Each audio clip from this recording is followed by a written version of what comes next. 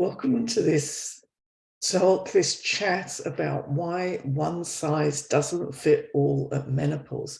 I was inspired by this year's theme for International Women's Day 2023, which was Embrace Equity and shining a spotlight on the difference between equality and equity. It was my birthday yesterday, and yeah, it's not a significant number this year, but when I started work back in the 1970s, equality was what we talked about. It was the goal. We wanted pay equality and we wanted equality of opportunity.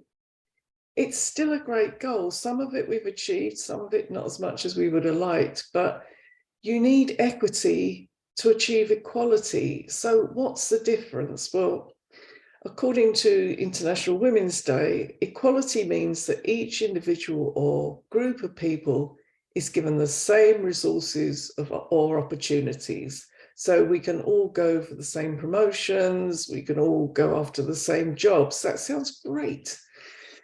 Equity recognizes that each person has different circumstances and allocates the exact resources and opportunities needed to reach an equal outcome, because different people need different resources.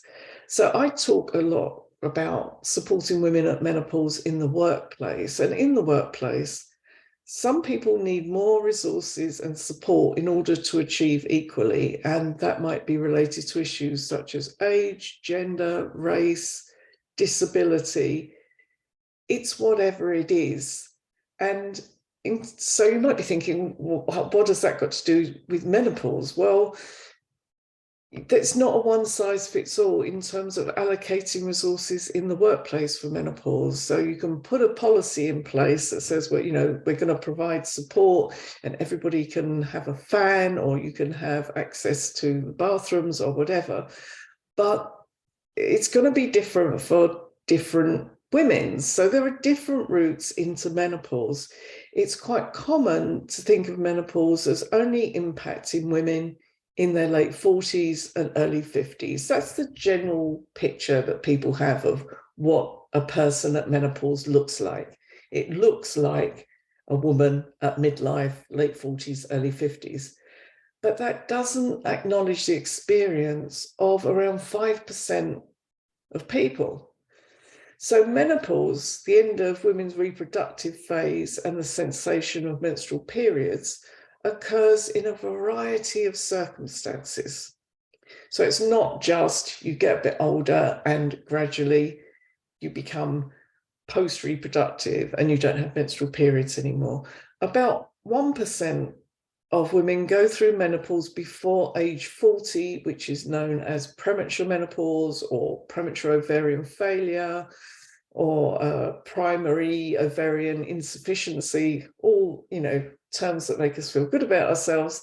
And if it happens before age 45, so between 40 and 45, it's known as early menopause. So that is a big group of women who are going through this phase of life earlier than they probably expected. And that can be a source of shock and grief and could mean many more trips to go and seek medical attention than if it just happens later in life. Around 60,000 hysterectomies are performed in the UK every year, and that number's about 600,000 in the US. And these can occur at any age and for a variety of medical reasons. So it might be because of really severe issue with fibroids, or there might be some other issue going on internally, and the advice is to have a hysterectomy. There are different forms of hysterectomy, and some of them can lead to a slow progression into menopause. So, for example, if you're a younger person and you have your ovaries left, then you'll still be getting estrogen and progesterone from your ovaries.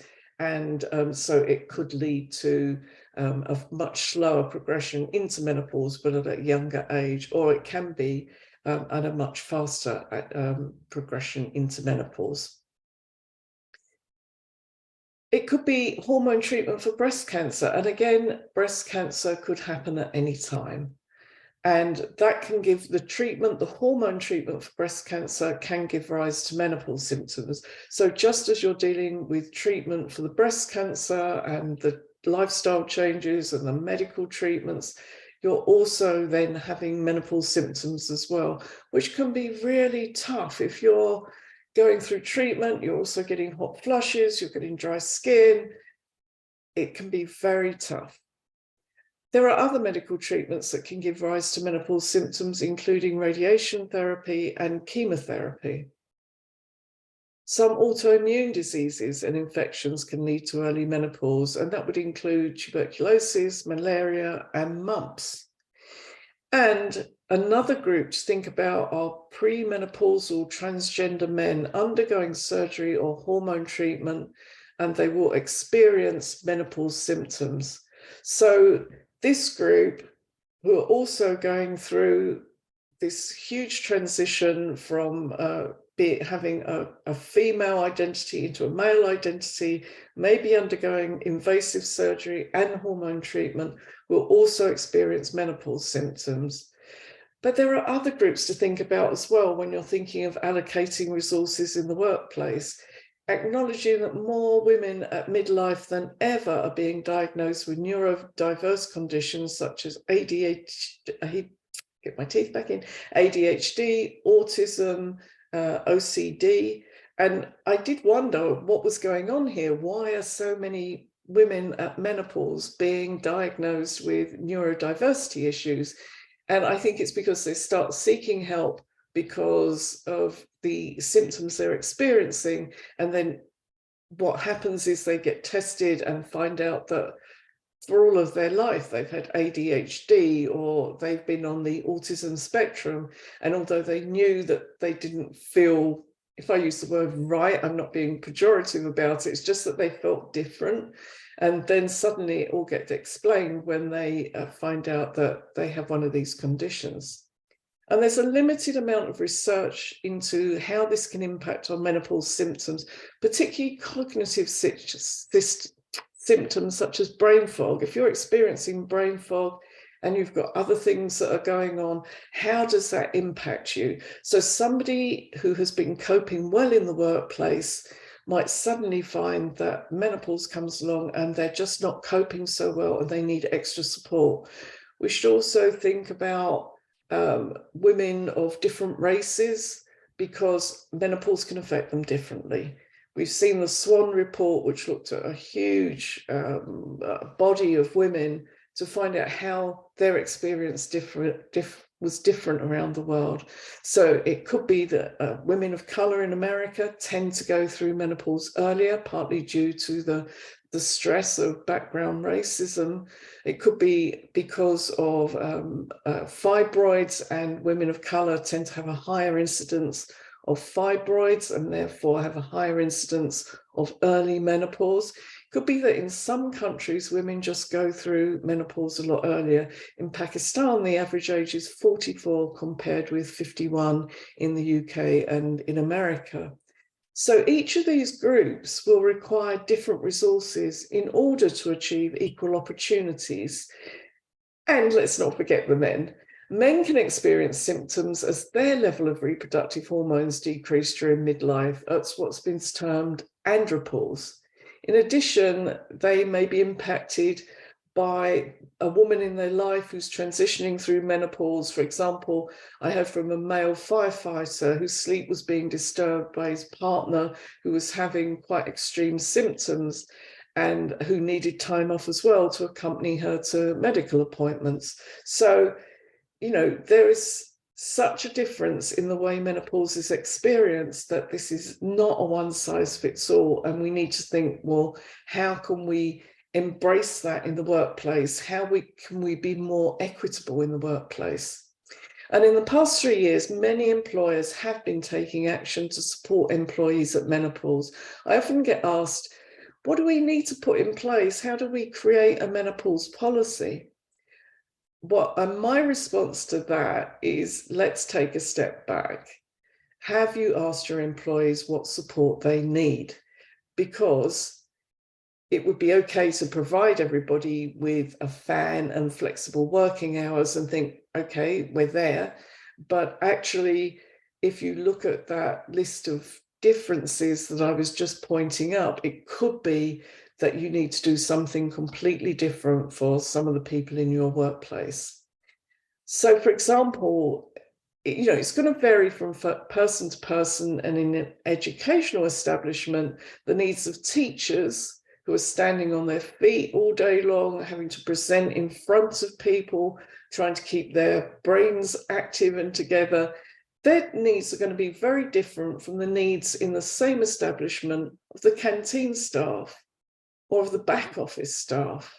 In the fire service, the needs of telephone operators will be very different from the needs of female firefighters. So you have to ask people what it is, what support they need in order to function at their best level and to give you their best performance. So what are the important steps? Firstly, creating or maintaining a culture where people can talk openly about menopause, their experience of it, and ask for support without fear of prejudice. There's a lot of fear of ageism, that if you mention that you're going through menopause, people will look at you differently. They'll think that perhaps you're older than they thought you were, or that, there's something that's gone wrong with you. There's nothing wrong. You're just going through a transition in a stage of life. It's much easier in an organization that already has a wellness program, because you've already started that discussion with people about what it is they need in order to maintain their wellness in the workplace. But you may need to start from scratch in normalizing the conversation around menopause as a natural phase of life. And this is what's important. Instead of thinking of it as an illness, as a hormone deficiency, thinking about it as a natural phase of life, and therefore at some stage it will be over, you'll be the other side of it, and what can we do to support you in the meantime? So keeping that conversation positive around a mindset of how can we support you, rather than, well, you've got a bit of a problem and how are we going to deal with it? The things you put in place might be suitable for other people who aren't going through menopause. It might be suitable for male colleagues who are just at a stage of midlife where they feel like they need more support. So a culture where people can speak openly, really important. Consulting with employees about what support they require. It might be simple. It might be the desk fan. It might be the regular access to toilets and drinking water. It might be a restaurant for times of physical exhaustion. It could include a review of duties, flexible working hours, or time off for medical appointments. The important thing is listening to what your employees are saying without any judgment. Without any judgment. They've got to feel like they're not being judged because of what they're experiencing and what resources they need. So once you've consulted, perhaps you've put out a survey or had a focus group, or even in some organizations, setting up a women's support group. If you set up a women's support group, that can be the first step to understanding what it is that's needed in terms of support. Or an employee support group or an employee wellness group. From any of that, you can then start to ask, what is it that's actually needed, and then listening to it. And once you've got that feedback, creating a plan and allocating resources. Plans are great, but if there's no resources, how are you going to implement it? Now, it may not take a lot of money. I've recently been helping to facilitate menopause cafes. I'm a co-host of a menopause cafe in my hometown here in Royston, and it can be a really simple thing. Menopause Cafe is a charity. I get a local venue, the Old Bull Inn, that gives us a room. We get sponsored cakes. People buy their own drinks, and it's really low cost to organise that kind of support. And women come along. I see them enter the room looking really anxious, concerned. Will they be welcome? And then that social anxiety, what's it going to be like to walk in? and we make them really welcome. And at the end of 90 minutes, they go out going, wow, it's just so good to talk to everybody. I feel so much less anxious because I've been here and been able to talk openly. Now, lots of employers are now running them in the workplace. All you need is a room that you can set up to be welcoming, somebody to organize it. It really isn't an expensive thing to do. So that's the type of thing that can be really helpful and really low cost. And then, it's about updating your plan and allocating resources as circumstances change. So a good example of that is the changes that occurred during COVID with more home working. Now, some women at menopause found that fantastic because they could control their environment. They felt more confident at home. Other people became more anxious because they were at home on their own. They weren't interacting with people. They felt they needed more support.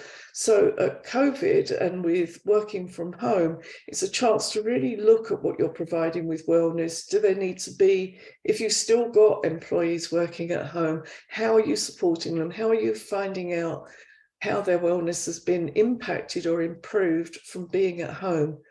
It's a really important question, but there might be other changes that have happened in your organization and they need to be reflected in the support you're providing or in your menopause policy.